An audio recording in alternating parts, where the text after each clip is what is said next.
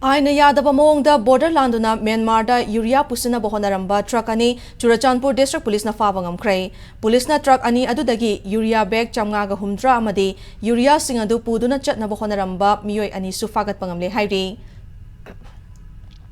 Police na faraba miyoi ani adudi Chingthen Thang chahi kunithoi apopagi maming Kapmon Kap amadi Chinshwanlam chahi kunipan apopagi ming Khai Khalian ni Makoy animak Sangay Kot Subdivision ki manung chan na Saibo Village sagini hairi. Police na Urea pubuda seasonaramba truck ani registration number MN04P0636 amadi MN05C2706 su seize tawri hairi.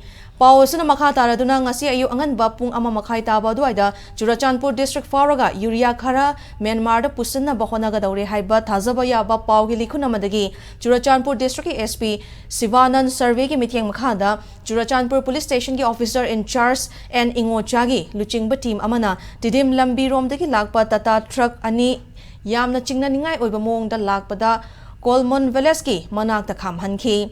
Police na truck adu check tawba matamda India da saba Dr. Fasal Urea bag chani ga humdra amade Kharip ko Urea bag chahum punna Urea bag chamga ga humdra thengnaki. Police na wahang pahong tawbada Urea se lanai oina leiraga Vehang Village lambi dagi Myanmar border da pusana bohonarambani hairi. Urea bag singa du darkar leiba document yaudana illegal oiba mawngda border lana pubagi fabaga loinana custom authority Imphal da sinakre haina pawasana makhatari.